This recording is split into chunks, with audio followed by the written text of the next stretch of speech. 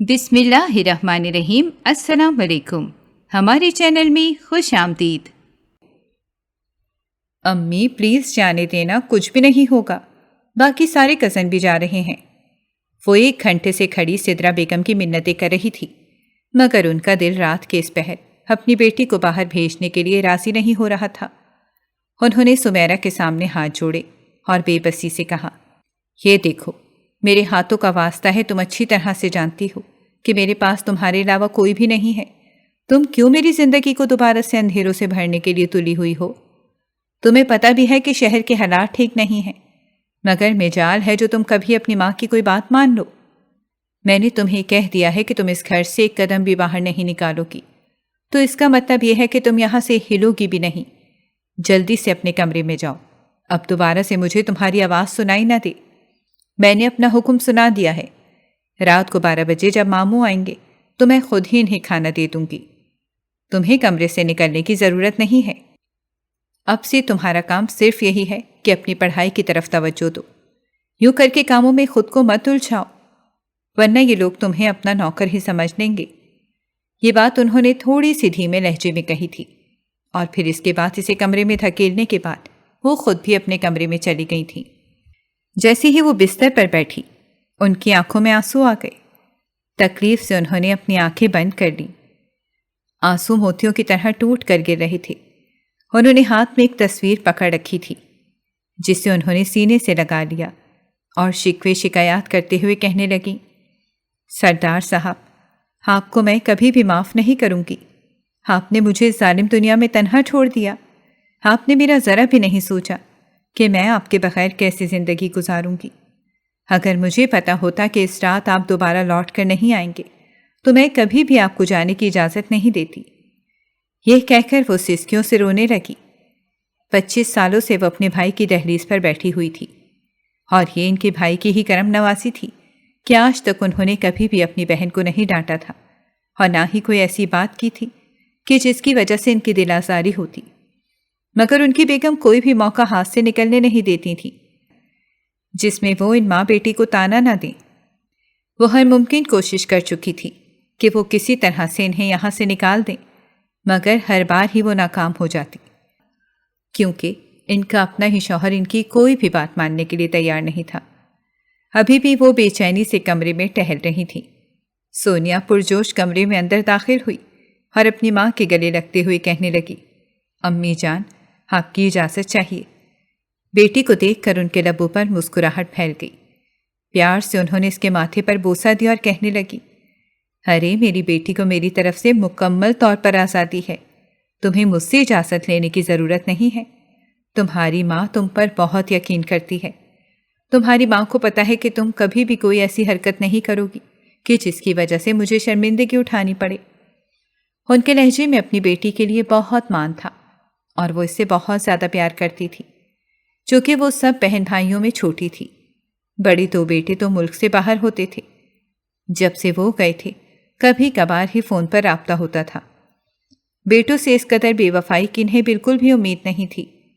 یہ صورتحال دیکھ کر وہ اندر سے مکمل طور پر ٹوٹ چکی تھی۔ اگر کوئی ان کے اندر جھانکتا تو وہاں پر انہیں ایک معصوم سی سہمی ہوئی عورت ملتی۔ ارے امی جان، سب کزن آئس کریم کھانے کے لیے جا رہے ہیں، تو کیا میں بھی جا سکتی ہوں؟ وہ چند لمحوں کے لیے خاموش ہو گئیں، پھر کہنے لگی، بیٹا، تمہیں باہر کے حالات کا تو پتہ ہے، کہیں ایسا نہ ہو کہ تم لوگ کے ساتھ کوئی حادثہ پیش آ جائے۔ ماں کی بات سن کر وہ تیزی سے نفی میں سر ہلانے لگی اور بولی، کیا آپ کو فکر مند ہونے کی ضرورت نہیں ہے، شہریار بھائی بھی ہمارے ساتھ ہوں گے، اور سمیرہ بھی تو ساتھ ہی جا رہی ہیں۔ انہوں نے جیسے ہی اس لڑکی کا نام سنا، ان کے ماتھے پر بل پڑ گئے۔ انہوں نے زور سے بیٹی کا بازو دبوچا اور اسے ڈانٹتے ہوئے کہنے لگی، تمہیں میں نے کتنی بار کہا ہے کہ اسے اپنے ساتھ لے کر نہ جایا کرو، مگر مجال ہے جو تمہیں میری ایک بھی کہی ہوئی بات سمجھ میں آئے۔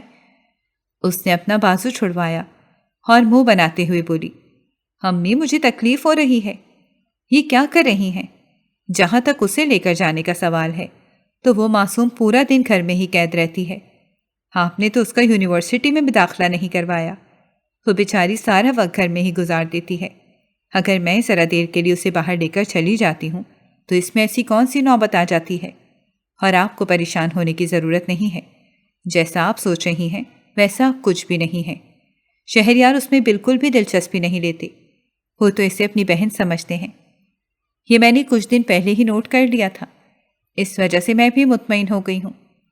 شہریار کا نام لیتے ہوئے اس کے اپنے لبوں پر مسکراہٹ پھیل گئی تھی۔ وہ اس شخص سے بے حد محبت کرتی تھی۔ اگر وہ یہ کہتی کہ یہ انسان اس کی زندگی میں سب سے اہم تھا تو اس میں کچھ بھی غلط نہ ہوتا۔ کبھی کبھار تو وہ اس کے سامنے اپنی ماں کو بھی نظر انداز کر دیتی تھی۔ وہ جانتی تھی کہ یہ محبت بہت جان لیوا ثابت ہوگی، مگر وہ اپنے دل کا کچھ بھی نہیں کر سکتی تھی۔ وہ مجبور ہو چکی تھی۔ اگر ایسی بات ہے تو پھر ٹھیک ہے، نوشین بیگم نے ٹھنڈی آہ بھرتے ہوئے کہا، مگر مجھے نہیں لگتا کہ اس کی ماں اسے گھر سے نکلنے کی اجازت دے گی۔ وہ اس کے معاملے میں بہت زیادہ فکر مند رہتی ہے۔ ارے امی، آپ اس چیز کی فکر نہ ہی کریں، مجھے پتا ہے کہ اسے کیسے اپنے ساتھ لے کر جانا ہے۔ آپ صرف اور صرف ان کی اماں کو سنبھال لیجیے گا، باقی سب کچھ میں دیکھ لوں گی۔ یہ کہہ کر وہ انہیں پیار دے کر جلدی سے کمرے سے باہر نکل گئی۔ ان کے لبوں پر مسکراہٹ پھیل گئی۔ وہ جانتی تھی کہ اب انہوں نے کیا کرنا ہے۔ وہ ان دونوں ماں بیٹی کی لڑائی کروانا چاہتی تھی۔ اسی سلسلے میں ہی وہ منصوبہ بندی کرنے لگی۔ دوسری طرف سمیرہ مسلسل اپنے کمرے میں ٹہل رہی تھی۔ اس سے ایک لمحے کے لیے بھی چین نصیب نہیں ہو رہا تھا۔ اتنے عرصے کے بعد تو اسے اپنے محبوب کا دیدار کرنے کا موقع ملا تھا، اور آج یہ ظالم سماج اس کے سامنے دیوار بن کر کھڑا ہو گیا تھا۔ 3 دن پہلے ہی اس انسان نے اس کے سامنے اپنی محبت کا اعتراف کیا تھا اور اپنے دل کا حال کھول کر رکھ دیا تھا۔ جب اس نے شہریار کے منہ سے یہ ساری باتیں سنی تھیں تو اسے چند لمحوں کے لیے اپنے کانوں پر یقین ہی نہیں آیا تھا۔ وہ سوچ بھی نہیں سکتی تھی کہ اس کے نصیب میں اتنا اچھا انسان آ سکتا ہے۔ بے یقینی سے وہ کافی دیر تک اس انسان کو دیکھتی رہی تھی۔ شہریار اس کی شکل و صورت دیکھ کر مسکرانے لگا اور کہنے لگا کہ حیران ہونے کی ضرورت نہیں ہے، میں سچ کہہ رہا ہوں، تمہارے ساتھ کسی قسم کا مذاق نہیں کر رہا۔ میں واقعی تم سے بہت محبت کرتا ہوں، اور آج کے دن سے نہیں بلکہ یہ اس دن سے ہے جب تم یہاں پر پہلی بار آئی تھی۔ میں نے تمہیں دیکھا تھا تو اسی وقت ہی میں نے فیصلہ کر لیا تھا کہ میں تم سے ہی شادی کروں گا۔ اس وقت تو میری عمر بھی بہت چھوٹی تھی۔ پھر اس کے بعد یہ خیال میرے ذہن میں پختہ ہونے لگا، تمہاری عادتیں مجھے بہت اچھی لگتی تھیں، تم بہت زیادہ اچھی تھیں اور سب لڑکیوں سے منفرد تھیں۔ اپنے لیے مجھے جس بیوی کی تلاش تھی، اور دیکھو کہ اب مجھے وہ عورت مل رہی ہے۔ میں اپنے آپ کو دنیا کا سب سے خوش قسمت ترین انسان سمجھ رہا ہوں۔ وہ بہت زیادہ پرجوش تھا۔ اس کی یہ گرم جوشی دیکھ کر وہ شرما گئی۔ اس دن انہوں نے گھنٹوں ایک دوسرے سے باتیں کی تھیں۔ دراصل وہ ایک فنکشن میں اپنی خالہ کے گھر گئی ہوئی تھی۔ وہاں پر چونکہ اس کی اپنی کوئی دوست نہیں تھی، اسی وجہ سے وہ سائٹ پر جا کر بیٹھ گئی تھی۔ شہریار نے جب اسے اکیلے بیٹھے ہوئے دیکھا تو وہ خود پر قابو نہیں رکھ پایا۔ اتنے عرصے سے جو بات اپنے دل میں چھپا کر گھوم رہا تھا، آج اس نے اعتراف کرنے کا فیصلہ کر ہی لیا تھا۔ جانتا تھا کہ یہ جگہ ٹھیک نہیں ہے، اور اگر کسی نے سن لیا تو مسئلہ ہو جائے گا، مگر اب وہ بھی اپنے دل کے ہاتھوں مجبور ہو گیا تھا۔ یہ اس نے اپنے دل کا حال کھول کر اس کے سامنے رکھ دیا۔ وہ دراصل سونیا کے ماموں کا بیٹا تھا، جن کا گھر ان کے گھر کے قریب ہی تھا۔ دونوں گھروں میں آنا جانا لگا رہتا تھا، اسی وجہ سے اچھی خاصی بات چیت بھی تھی۔ ایک طرف سونیا اس کے خواب دیکھ رہی تھی تو دوسری طرف وہ اپنی محبت کا اظہار سمیرہ سے کر چکا تھا۔ اب خدا ہی بہتر جانتا تھا کہ کس کے نصیب میں کون لکھا ہوا ہے۔ وہ سب لوگ باہر جا کر اکٹھے ہوئے۔ سونیا نے اس کے بازو کو پکڑ کر جھنجھوڑا اور اس سے کہا کہ میں نے تمہاری ماں کو نیند کی گولیاں دی ہیں، وہ اتنی جلدی نہیں اٹھیں گی، تمہیں فکر مند ہونے کی ضرورت نہیں ہے، ہم آرام سے جائیں گے اور واپس آ جائیں گے۔ دراصل وہاں پر 2 گاڑیاں تھیں اور لوگ کافی زیادہ تھے۔ ایک گاڑی میں تو سب کو کسی طرح بٹھا لیا گیا، اب صرف اور صرف سونیا اور سمیرہ ہی بچ گئی تھیں۔ دونوں کی یہ خواہش تھی کہ وہ شہریار کے پہلو میں بیٹھیں، اور پھر اس نے بھی اپنی محبت کا انتخاب کیا۔ اس نے سمیرہ کو اگلی سیٹ پر بیٹھنے کے لیے کہا اور اپنی کزن کو پیچھے بیٹھنے کی ہدایت کر دی۔ یہ دیکھ کر اس کے دل کو کچھ ہوا۔ وہ آج اپنے کزن کا رویہ بدلا بدلا محسوس کر رہی تھی۔ اس کی نظریں سمیرہ سے ہٹ ہی نہیں رہی تھیں، اور یہ چیز اسے بہت تکلیف پہنچا رہی تھی۔ بڑی مشکل سے اس نے اپنے آنسوؤں پر قابو پایا تھا اور خاموشی سے پچھلی سیٹ پر جا کر بیٹھ گئی تھی۔ پورا راستہ وہ آنسو روکتی رہی تھی۔ اس دوران وہ دونوں، جو کہ محبت کے پنچھی تھے، وقفے وقفے سے ایک دوسرے کو دیکھ کر مسکراتے۔ سونیا اندھی نہیں تھی جو وہ یہ سب کچھ نہ دیکھتی یا پھر سمجھ نہ سکتی کہ ان دونوں کے درمیان کیا چل رہا ہے۔ بہت ساری باتوں کا اسے اچھے طریقے سے اندازہ ہو گیا تھا۔ تھوڑی دیر پہلے تک اس کے دل میں اپنی کزن کے لیے محبت تھی، لیکن اب یہ محبت نفرت میں تبدیل ہو گئی تھی، کیونکہ یہاں پر سوال اس کے محبوب کا آ گیا تھا، جس پر وہ کسی بھی قسم کا کمپرومائز نہیں کر سکتی تھی۔ آئس کریم کھانے کے بعد وہ لوگ گھر لوٹ کر آ گئے۔ کمرے میں جانے سے پہلے ہی اس نے سمیرا کا بازو پکڑا اور اس سے اپنی طرف کھینچتے ہوئے کہا، کیا تمہارے اور شہریار کے درمیان کچھ چل رہا ہے؟ چند لمحوں کے لیے تو وہ مکمل طور پر خاموش ہو گئی۔ اس کا دماغ معاف ہو گیا تھا۔ اسے سمجھ نہیں آ رہی تھی کہ وہ اسے کیا بتائے۔ یہ سب کچھ وہ اس کی ممانی کو بتا دیتی تو اس کے لیے مسئلہ کھڑا ہو جاتا۔ شہریار نے اسے کہا تھا کہ وہ بہت جلد اس سے شادی کرے گا، مگر فی الحال وہ یہ بات کسی کو بھی نہ بتائے، کیونکہ بہت سارے لوگ ایسے ہیں جو اس شادی کی مخالفت کریں گے۔ پہلے وہ ان کی آوازوں کو دبانا چاہتا تھا۔ سونیا جلدی سے اپنے چہرے پر بے چارگی سجا لائی اور اسے کہنے لگی، دیکھو میں تمہاری بہن ہوں، ہمیشہ ہی میں نے تمہاری بھلائی سوچی ہے، مجھ سے جھوٹ مت بولنا، کیونکہ اگر بعد میں یہ خبر مجھے کسی تیسرے سے پتہ چلی تو مجھے بہت افسوس ہوگا۔ یہ کہہ کر اس نے مایوسی سے اپنا سر جھکا لیا۔ تھوڑی دیر تک خاموشی چھائی رہی۔ وہ جانتی تھی کہ سمیرا نرم دل کی مالک ہے، وہ ضرور اسے بتا دے گی۔ پھر وہ ڈرامہ کرتے ہوئے وہاں سے جانے ہی لگی تھی کہ اس کی کزن نے اس کا بازو پکڑ لیا اور اسے کہا کہ میں تمہیں ساری حقیقت بتاؤں گی، لیکن تم مجھ سے وعدہ کرو کہ تم اس بارے میں کسی کو کچھ بھی نہیں کہو گی۔ سونیا نے غصے سے اپنی مٹھی بھینچی، لیکن اپنے لبوں پر مسکراہٹ سجائے رکھی اور کہنے لگی، ارے میں نے کیا پہلے کبھی تمہارا راز کسی کو بتایا ہے جو اب بتاؤں گی؟ تم مجھے سب کچھ سچ سچ بتاؤ کہ یہ کب ہوا اور کہاں سے شروع ہوا؟ کیا تم نے اپنی محبت کا اعتراف کیا تھا یا اس نے تمہیں پرپوز کیا تھا؟ وہ بہت زیادہ بے چین تھی اور جاننا چاہتی تھی۔ جب سمیرا نے اسے بتایا کہ وہ شہریار کی بچپن کی محبت ہے اور وہ ایک لمبے عرصے سے ہی سوچتا رہا ہے کہ وہ اسی سے ہی شادی کرے گا، تو سونیا کے اندر آگ بھڑک اٹھی۔ اس کا بس نہیں چل رہا تھا کہ وہ اس لڑکی کو کسی ایسی جگہ پر پھینک دے جہاں سے اس کی واپسی مکمل طور پر ناممکن ہو جائے۔ اسی وقت ہی اس نے سہیب شاہ کو کال ملائی، جس سے چند دن پہلے ہی اس کی دوستی ہوئی تھی۔ وہ بہت ہی اچھا انسان تھا اور ایک امیر گھرانے سے تعلق رکھتا تھا۔ اگر اسے شہریار سے محبت نہ ہوتی تو یقیناً وہ اسی انسان سے ہی دوستی کرتی۔ وہ اس وقت گہری نیند سویا ہوا تھا جب اچانک کال آ جانے پر یکدم ہی اپنی جگہ پر اٹھ بیٹھا۔ نمبر دیکھ کر اس کے لبوں پر مسکراہٹ پھیل گئی۔ یہ لڑکی اس کی پسندیدہ لڑکیوں میں شمار ہوتی تھی۔ اگر یہ کہا جائے کہ وہ اب اس کی ذات میں حد سے زیادہ دلچسپی لینے لگا تھا تو اس میں کچھ بھی جھوٹ نہیں تھا۔ آج سے پہلے اس نے کبھی بھی سوتے ہوئے کسی کی کال نہیں اٹھائی تھی۔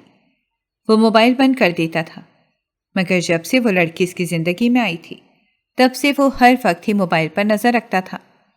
کبھی اس کا میسج آ جائے، کبھی اس کی کوئی کال آ جائے، تاکہ وہ اس سے دوبارہ سے بات چیت شروع کر سکے۔ خیر ہے محترمہ، آج ہمیں کیسے یاد کر لیا آپ نے؟ ہم تو یہ سمجھ رہے تھے کہ آپ ہمیں مکمل طور پر بھول چکی ہیں، اس نے شرارتی انداز میں کہا، مگر دوسری طرف سونیا کی بھیگی ہوئی آواز سن کر اسے لگا کہ کسی نے اس کے سینے پر خنجر چلا دیا ہے۔ وہ یکدم ہی پریشان ہو گیا اور اسے کہنے لگا، کیا ہو گیا ہے تمہیں؟ کیوں رو رہی ہو؟ مجھے بتاؤ کہ کون تمہارے ان آنسوؤں کی وجہ بنا ہے۔ وہ یکدم ہی بھڑک اٹھا تھا۔ اس کا بس نہیں چل رہا تھا کہ وہ اس انسان کا قتل کر دے جس نے اس کی پسندیدہ عورت کو رلایا تھا۔ تم مجھے کہتے تھے کہ تم ایک بہت بڑے گھرانے سے تعلق رکھتے ہو اور تمہارے ایک اشارے پر کچھ بھی ہو سکتا ہے۔ یہ کہہ کر وہ دوبارہ سے رونے لگی۔ وہ خود پر قابو نہیں رکھ پا رہی تھی، کیونکہ ابھی اس نے محبت کو حاصل ہی نہیں کیا تھا کہ اسے بے وفائی کا سامنا کرنا پڑا تھا، اور یہ بے وفائی بھی اسے اس وجہ سے نصیب میں ملی تھی کیونکہ اس نے یک طرفہ محبت کی تھی۔ اس محبت کا کوئی بھی فائدہ نہیں ہوتا اور نہ ہی اس محبت کا کبھی صلہ ملتا ہے۔ اس میں انسان صرف اور صرف برباد ہی ہوتا ہے۔ اس نے بھی اپنے ہاتھوں سے اپنی بربادی چنی تھی، مگر اب وہ اس کا قصوروار باقی سب لوگوں کو سمجھ رہی تھی۔ یہاں پر وہ دوبارہ سے ایک غلطی کر رہی تھی۔ ہاں، میرے ایک اشارے پر کچھ بھی ہو سکتا ہے۔ میں ایک سردار کا بیٹا ہوں، بلا شبہ ہم گاؤں میں سب پر حکم چلاتے ہیں، لیکن شہر میں بھی ہم بہت اثر و رسوخ رکھتے ہیں۔ ہمارے ایک اشارے پر کچھ بھی ہو سکتا ہے۔ تم صرف یہ بتاؤ کہ تمہیں مسئلہ کیا ہے۔ تمہاری پریشانی حل کرنا میرا کام ہے۔ وہ یکدم ہی جذباتی ہو گیا تھا۔ اس لڑکی کے لیے تو وہ کچھ بھی کر سکتا تھا، جو اس کے لیے اب اس کی سانسوں سے بھی زیادہ اہم ہو گئی تھی۔ ایک لڑکی ہے، اس نے مجھے بہت زیادہ تکلیف پہنچائی ہے۔ تمہیں میں بھی اس کی وجہ نہیں بتاؤں گی۔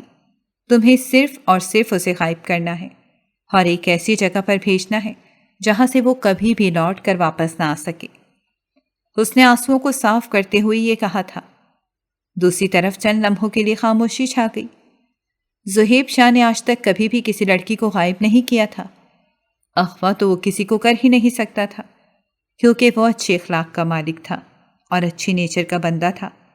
غصے کا تیز تھا، لیکن بری خصلتوں کا مالک نہیں تھا، اور یہی اس کی سب سے بڑی خوبی تھی کہ وہ ایک عیاش فیملی میں پیدا ہونے کے باوجود بھی عیاش نہیں تھا۔ عورتوں کی وہ بہت عزت کرتا تھا، کیونکہ وہ جانتا تھا کہ اس کی اپنی ماں بہنیں ہیں۔ اگر وہ دوسروں کی عزت نہیں کرے گا تو اس کی ماں بہنوں کی بھی لوگ عزت نہیں کریں گے۔ ہو سکتا ہے کہ تمہاری اس کے ساتھ دشمنی ختم ہو جائے، تم اس کے ساتھ مل بیٹھ کر بات کرو۔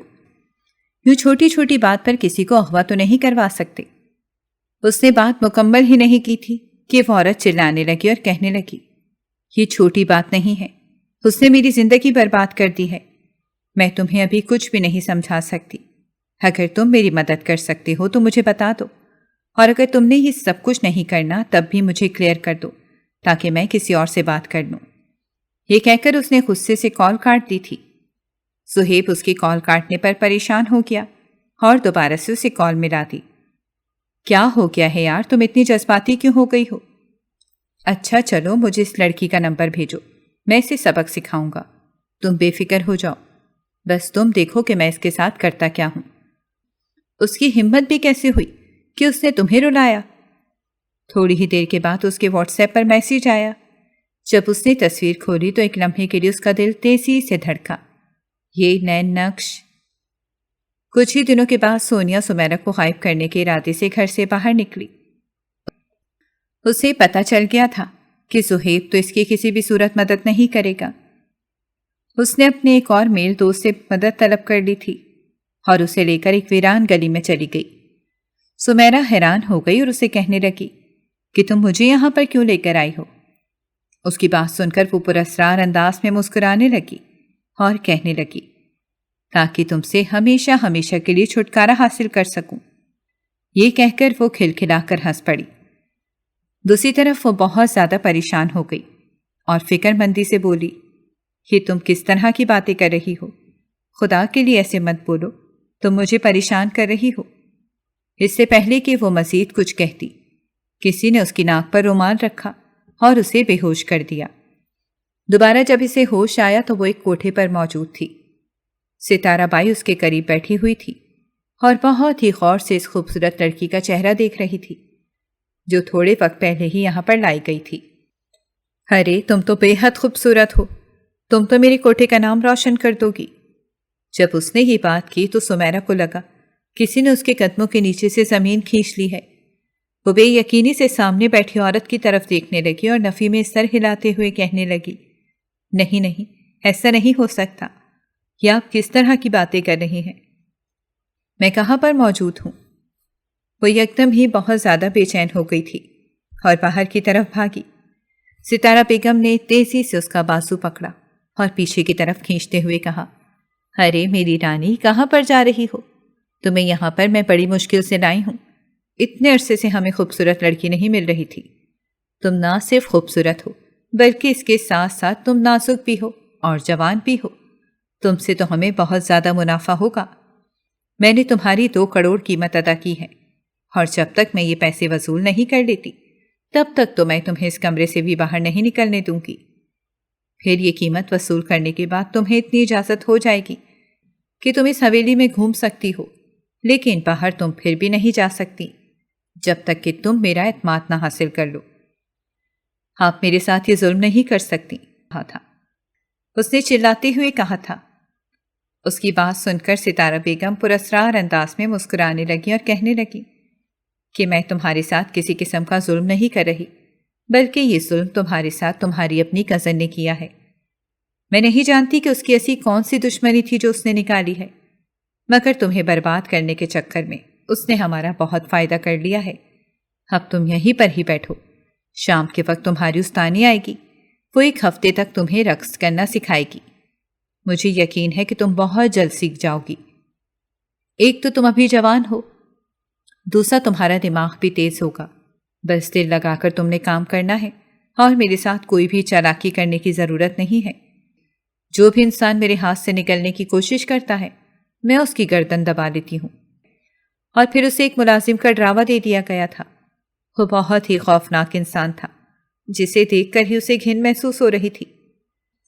اسے یہ کہا گیا تھا کہ اگر اس نے لوگوں کی بات نہیں مانی تو وہ اسے اس آدمی کے حوالے کر دے گی۔ زہیب شاہ کے دوست کافی عرصے سے اسے تنگ کر رہے تھے کہ تم ہمارے ساتھ کوٹھے پر کیوں نہیں جاتے، وہاں پر تو خوبصورت لڑکیاں موجود ہوتی ہیں، تم صرف ایک بار ہمارے ساتھ جانے کی حامی بھرو، مجھے یقین ہے کہ تمہیں وہاں پر جا کر بہت خوشی محسوس ہوگی۔ دوستوں کی بات سن کر وہ مسلسل انکار کر رہا تھا۔ اس کا دل نہیں چاہ رہا تھا کہ وہ اس جگہ پر جائے، وہاں پر اسے عجیب سی بے چینی کا احساس ہوتا تھا۔ اپنی بہنوں کی وجہ سے بھی وہ ان چیزوں سے پرہیز کرتا تھا، مگر اس بار سب نے اس کی انا پروار کیا تھا، جس کی وجہ سے وہ جانے کے لیے مجبور ہو گیا۔ 1 ہفتے تک سمیرہ بھی سب کچھ سیکھ چکی تھی، اب اس نے جا کر رقص کرنا تھا اور زیادہ سے زیادہ امیر لوگوں کو اپنی طرف متوجہ کرنا تھا۔ اس کی آنکھیں آنسوؤں سے بھری ہوئی تھیں۔ وہاں پر زہیب شاہ کی جب نظر اس پر پڑی تو وہ چند لمحوں کے لیے آنکھیں پلٹنا ہی بھول گیا۔ وہ یقین نہیں کر پا رہا تھا کہ یہ وہی لڑکی ہے۔ 1 لمحے کی دیری کیے بغیر وہ ستارہ بیگم کے پاس پہنچا اور انہیں الگ کمرے میں لے کر چلا گیا۔ جب اس نے انہیں کہا کہ میں اس نئی رقاصہ کو خریدنا چاہتا ہوں تو وہ ہنسنے لگی اور کہنے لگی کہ تم اس کی قیمت ادا نہیں کر سکتے۔ وہ ان کی آنکھوں میں دیکھتے ہوئے پراسرار انداز میں بولا اور کہا، کیا 50 کروڑ آپ کے لیے کافی ہوگا؟ ان کی آنکھیں حیرت سے کھلی کی کھلی رہ گئیں۔ وہ زور و شور سے ہاں میں سر ہلانے لگی۔ اس لڑکی کو خریدنے کے بعد وہ تیزی سے اس کمرے میں گیا۔ جیسے جیسے وہ اس کے قریب جا رہا تھا ویسے ویسے سمیرہ کو اپنی سانس رکتی ہوئی محسوس ہو رہی تھی۔ اس کے قریب جا کر جب اس کی نظر سمیرہ کے بازو پر پڑی تو وہ سانس لینا ہی بھول گیا۔ تکلیف کے مارے اس نے اپنی آنکھیں بند کر لیں۔ کچھ دن پہلے اسے جو تصویر سونیا نے بھیجی تھی، وہ تصویر دیکھ کر وہ بہت حیران ہوا تھا۔ اس نے یہ تصویر ایک بار پہلے دیکھی تھی۔ اسے یہ بھی یاد تھا کہ یہ سب کچھ اس نے کہاں پر دیکھا ہے۔ اس کے ذہن میں کافی دنوں سے جو سوال مچل رہا تھا اس کا جواب اسے مل ہی گیا تھا۔ وہ جلدی سے اپنی جگہ پر اٹھ بیٹھا اور بے یقینی سے نفی میں سر ہلانے لگا۔ نہیں، ایسا ممکن نہیں ہو سکتا، میں یہ سب کیسے مان لوں؟ وہ تیزی سے چچا جان کے کمرے میں چلا گیا۔ پہلی ہی دستک پر دروازہ کھل گیا۔ وہ اس وقت لائبریری میں بیٹھے ہوئے تھے اور کتاب پڑھ رہے تھے۔ وہ سب سے پہلے تیسرے شیلف کی طرف گیا اور وہاں سے ایک تصویر نکال کر ان کے سامنے رکھ دی۔ اس کے ساتھ ہی اس نے موبائل پر اس لڑکی کی تصویر نکالی۔ وہ اپنی جگہ پر اٹھ کھڑے ہوئے اور بے چینی سے موبائل تھام لیا۔ اس کے بعد انہوں نے حیرانگی سے اپنے بھتیجے کو دیکھا اور اس سے کہا کہ تمہیں یہ سب کہاں سے ملا اور تمہیں اس بارے میں کیا پتہ چلا؟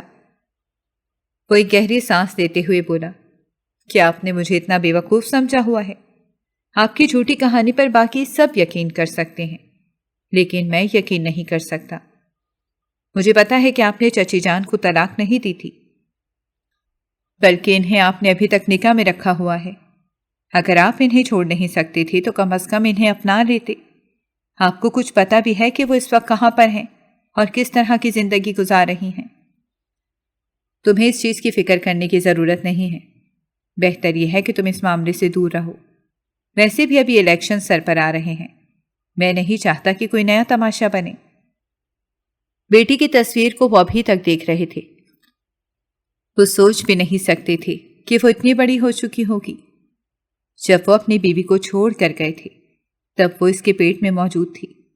وہ اس سے بہت محبت کرتے تھے، مگر جب ان کے گھر والوں نے سدرا بیگم کو قبول نہیں کیا تو وہ مجبور ہو گئے۔ اپنی سیاست سے انہیں بہت محبت تھی۔ بچپن سے ہی وہ ایک بہت بڑے سیاستدان بننا چاہتے تھے اور اپنا نام بنانا چاہتے تھے۔ اسی چکر میں ہی انہوں نے اپنی زوجہ محترمہ کو دھوکہ دینے کا فیصلہ کیا۔ کافی عرصہ پہلے سدرا بیگم ایک معمولی سے محلے میں رہتی تھی۔ چونکہ انہوں نے اپنی زیادہ زندگی اپنی دادی کے ساتھ گزاری تھی، ان کے ایک چچا بھی تھے جنہوں نے شادی نہیں کی تھی۔ دادی کے انتقال کے بعد وہ ان کا سہارا بن گئی اور ان کا خیال رکھنے لگی۔ پھر تھوڑے ہی عرصے بعد وہ بھی بیمار پڑ گئے اور ان کا انتقال ہو گیا۔ ان کے بھائی نے انہیں اپنے پاس آنے کے لیے کہا تھا۔ نوشین بیگم ہرگز نہیں چاہتی تھی کہ یہ عورت ان کے گھر جائے۔ انہوں نے بہت واویلا مچایا مگر کسی نے بھی ان کی بات نہیں سنی۔ یوں وہ اپنے بھائی کے پاس چلی گئی۔ انہوں نے تعلیم دوبارہ سے شروع کر دی تھی۔ ادھر سرمد صاحب نے بھی ان پر محبت کا جال پھینکا اور انہوں نے انہیں اپنے قابو میں کرنے کی کوشش کی۔ بہت جلد ہی وہ ان کی باتوں میں پھنس گئی تھیں اور ان کے لیے کچھ بھی کر گزرنے کے لیے تیار ہو گئی تھیں۔ اپنے بھائی کی محبت کو بھی انہوں نے مکمل طور پر نظر انداز کر دیا تھا۔ اپنی دادی کی تربیت کو بھی وہ بھول چکی تھی۔ انہیں صرف اور صرف اتنا یاد تھا کہ ایک شخص ہے جو ان سے بے پناہ محبت کرتا ہے اور جو ان پر اپنا سب کچھ لٹانے کے لیے تیار ہے۔ یوں ایک دن وہ اس کے ساتھ ہی خاموشی سے گھر سے غائب ہو گئیں۔ اگر وہ چاہتی تو وہ اس انسان کو اپنے گھر رشتہ لانے کے لیے کہہ سکتی تھی، مگر سرمد صاحب نے انہیں اپنی مجبوری بتائی اور کہا کہ ابا جان ابھی کسی بھی صورت راضی نہیں ہوں گے اور میں تمہیں کھونا نہیں چاہتا۔ میں نہیں چاہتا کہ تمہارے علاوہ میں کسی اور عورت کو اپنی زندگی میں شامل کروں۔ اسی وجہ سے ہی میں تم سے نکاح کرنا چاہتا ہوں۔ ایک بار تم مجھے مل جاؤ، پھر میں ساری زندگی تمہارے آسرے پر ہی گزار دوں گا۔ وہ تو صرف اور صرف اپنی خواہشات پورا کرنا چاہتے تھے۔ اسی وجہ سے انہوں نے اس عورت کو بیوقوف بنایا اور اپنے ساتھ لے کر فلیٹ چلے گئے اور وہ وہاں پر ان کے ساتھ ایک خوشگوار زندگی گزارنے لگے۔ تھوڑے ہی عرصے کے بعد انہیں واقعی سدرا بیگم سے سچی محبت ہو گئی تھی۔ وہ عورت انہیں بہت ہی خوبصورت لگنے لگی تھی اور پھر انہیں یہ پتہ چلا کہ وہ ان کے بچے کی ماں بننے والی ہے تو ان کی خوشی کا کوئی ٹھکانہ نہیں تھا۔ دوسری طرف وہ اپنے گھر والوں کو لے کر بہت زیادہ پریشان رہتی تھی۔ وہ سرمد صاحب کو کہتی تھی کہ انہوں نے اپنے بھائی سے ملنا ہے تو وہ صاف انکار کر دیتے تھے۔ جانتے تھے کہ ان کا بھائی اثر و رسوخ والا بندہ ہے۔ اگر اسے ایک بار بھی پتہ چل گیا کہ ان کی بہن کی شادی سرمد صاحب سے ہوئی ہے تو وہ پورے میڈیا پر تہلکہ مچا دے گا۔ وہ اپنی بدنامی نہیں چاہتے تھے، اسی وجہ سے ہی انہوں نے اس بات کو راز رکھا ہوا تھا۔ اور پھر مزید وقت گزرا تو ان کے گھر والوں کو بھی حقیقت کے بارے میں پتہ چل گیا۔ ان کے ابا نے ان پر دباؤ ڈالنا شروع کر دیا اور صاف صاف کہہ دیا کہ اگر تم نے اس عورت کو نہیں چھوڑا تو میں تمہیں جائیداد سے نکال دوں گا۔ تب وہ اپنا کریئر بنانا چاہتے تھے اور سیاست میں ایک نام کمانا چاہتے تھے۔ جب انہوں نے اپنے ابا کی یہ دھمکی سنی تو وہ واقعی بہت زیادہ خوفزدہ ہو گئے۔ انہوں نے ایک ڈرامہ لگایا، اپنے ایک دوست کے ذریعے بیوی کو خبر پہنچائی کہ ان کے شوہر کا انتقال ہو گیا ہے۔ سدرا بیگم کو لگا تھا کہ ساتوں آسمان ان کے سر کے اوپر آ کر گر گئے ہوں۔ وہ سوچ بھی نہیں سکتی تھیں کہ قسمت ان کے ساتھ اتنا بڑا مذاق کر سکتی ہے۔ اس نادان عورت کی سب سے بڑی بدقسمتی یہ تھی کہ ان کو سرمد صاحب نے اپنی غلط پہچان بتا رکھی تھی۔ اپنے خاندان کے بارے میں بھی انہوں نے جو معلومات دی تھی وہ غلط تھی۔ بعد میں ان کو ڈھونڈنے کی کوششوں میں وہ ہلکان ہو گئیں، مگر وہ انسان انہیں دوبارہ کبھی نہیں ملا اور نہ ہی ان کے گھر والوں کا انہیں پتہ چلا۔ مایوس ہو کر وہ دوبارہ سے اپنے بھائی کے گھر چلی گئیں۔ انہیں بہت خوف محسوس ہو رہا تھا کہ پتہ نہیں ان کا بھائی ان کے ساتھ کیا سلوک کرے گا، مگر بھائی نے انہیں سینے سے لگایا۔ وہ ان کی غلطی کو معاف کر چکے تھے۔ وہ اپنی بہن کے بارے میں سب کچھ جانتے تھے۔ انہوں نے اپنی بہن پر نظر رکھی ہوئی تھی۔ انہیں یہ بھی پتہ چلا تھا کہ جس انسان نے ان سے نکاح کیا ہے وہ ایک بہت بڑے وڈیرے کا بیٹا ہے۔ مگر وہ کبھی بھی انہیں اپنے گھر والوں کے سامنے لے کر نہیں جائے گا۔ یہ سب دیکھ کر انہیں بہت تکلیف ہوئی تھی، مگر وہ جانتے تھے کہ محبت کے کھیل ہی انوکھے ہیں، کیونکہ ماضی میں وہ بھی سب سے گزر چکے تھے، اور وہ یہ جانتے تھے کہ انسان جو کچھ دوسروں کے ساتھ کرتا ہے اس کے ساتھ ویسا ہی ہوتا ہے۔ ماضی میں انہوں نے ایک لڑکی کو دھوکہ دیا تھا، اور ابھی ان کی بہن کو دھوکہ مل گیا تھا۔ یہی وجہ تھی کہ وہ اپنی بہن سے بہت شرمندہ رہتے تھے اور کبھی بھی اسے ڈانٹتے نہیں تھے، یہاں تک کہ انہوں نے سب گھر والوں کو صاف صاف کہہ دیا تھا کہ کوئی بھی اس سے ایسی کوئی بات نہیں کہے گا جس کی وجہ سے اس کا دل دکھے۔ سدرا بیگم کو اپنے بھائی پر بہت مان تھا، اور ان کے بھائی نے کبھی ان کا مان توڑا بھی نہیں تھا۔ انہیں اسی بات کی سب سے زیادہ خوشی تھی، چونکہ انہیں ٹی وی سے بھی دلچسپی نہیں تھی، نہ ہی انہیں موبائل چلانا آتا تھا، اور نہ ہی انہیں باہر کی دنیا اچھی لگتی تھی۔ ان کے ہوتے ہوئے بہت کم ہی ٹی وی پر خبریں لگائی جاتی تھیں، یہاں تک کہ جنید صاحب نے تو گھر سے ٹی وی ہی ہٹوا دیا تھا، کیونکہ سب بچوں کے پاس ایک عدد موبائل تھا۔ اسی وجہ سے ہی سب کو نصیحت کی ہوئی تھی کہ وہ موبائل پر ہی ویڈیوز دیکھا کریں۔ اکثر ہی سرمد صاحب ٹی وی پر آتے تھے، کوئی نہ کوئی تقریر کرتے تھے، مگر چونکہ ابھی وہ اتنے مشہور نہیں ہوئے تھے، اسی وجہ سے بہت کم لوگ ہی تھے جو انہیں جانتے تھے۔ جنید صاحب کا یہی ڈر تھا کہ کہیں ایسا نہ ہو کہ ان کی بہن اپنے شوہر کو زندہ دیکھ لے، اور یہ لمحہ اس کے لیے بہت ہی تکلیف دہ ہوگا۔ وہ اسی لمحے سے ہی گھبراتے تھے۔ وہ جانتے تھے کہ جب بے وفائی کا زخم لگتا ہے تو کس قدر شدید تکلیف ہوتی ہے، مگر خدا کا شکر تھا کہ 25 سال گزر چکے تھے، لیکن اب تک انہیں کوئی بھی خبر نہیں ملی تھی۔ وہ ابھی تک ان کا غم منا رہی تھیں، ان کے لیے فاتحہ پڑھتی تھیں۔ وہ خود کو بہت بدقسمت تصور کرتی تھیں، کیونکہ انہیں تو اپنے شوہر کی قبر کا بھی پتہ نہیں تھا۔ سرمد صاحب نے زہیب شاہ کو سختی سے منع کر دیا تھا کہ وہ اس بارے میں کسی کو بھی نہ بتائیں اور اس معاملے سے دور رہے۔ جب وہ یہ الیکشن جیت جائیں گے تو وہ ان دونوں کو لے کر آ جائیں گے۔ اس نے اسی وقت ہی اس لڑکی سے نکاح کرنے کا فیصلہ کیا اور اسے عزت سے لے کر اپنے گھر واپس چلا آیا۔ وہ جانتا تھا کہ اب اس کو کیسے اس کا مقام دلوانا ہے۔ وہاں پر سرمد صاحب نے جب اپنی بیٹی کو دیکھا تو وہ بھی خود پر قابو نہیں رکھ پائے، تیزی سے چلتے ہوئے اس کے پاس گئے اور اسے اپنے سینے سے لگا لیا۔ کافی دنوں سے وہ خود سے یہ جنگ لڑ رہے تھے کہ کیا کیا جائے۔ آخرکار انہوں نے فیصلہ کیا تھا کہ وہ اپنی بیٹی کو واپس بلا لیں گے، مگر جب انہوں نے اپنی بیوی سے جا کر اس بارے میں بات کی تو سدرا بیگم کچھ کہے بغیر ہی بے ہوش ہو گئیں۔ وہ کومے میں چلی گئی تھیں۔ یہ ان کے لیے بہت بڑا صدمہ تھا۔ سمیرہ کو ابھی اپنی ماں کی حالت کے بارے میں کچھ بھی نہیں پتا تھا۔ اسے صرف اور صرف یہ پتا چلا تھا کہ اس کے باپ نے اسے دھوکہ دیا تھا اور اتنے عرصے سے اس کی ماں سے دور رہا تھا۔ اسے اپنے باپ سے شدید نفرت محسوس ہو رہی تھی۔ جب اس نے وہاں جانے کی ضد کی تو زہیب نے سختی سے منع کر دیا۔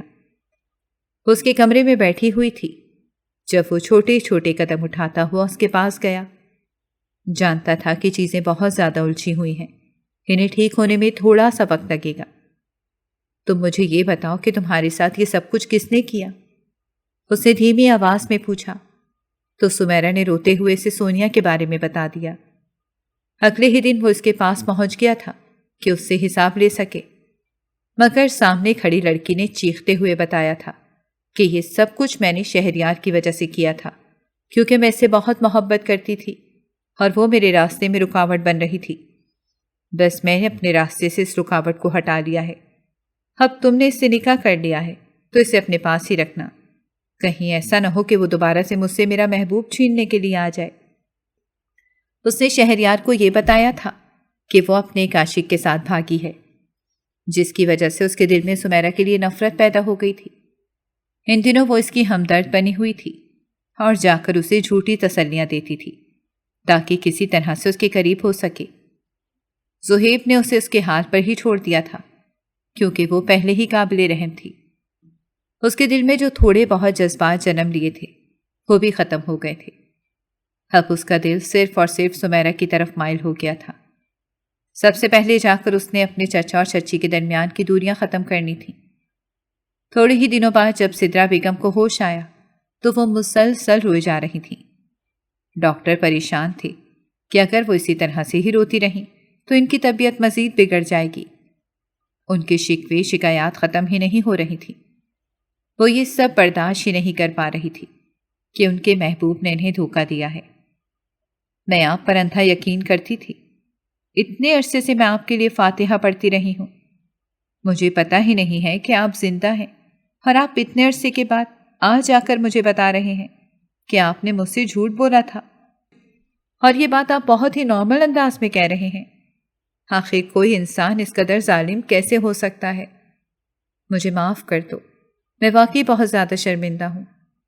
پتہ نہیں مجھے کیا ہو گیا تھا۔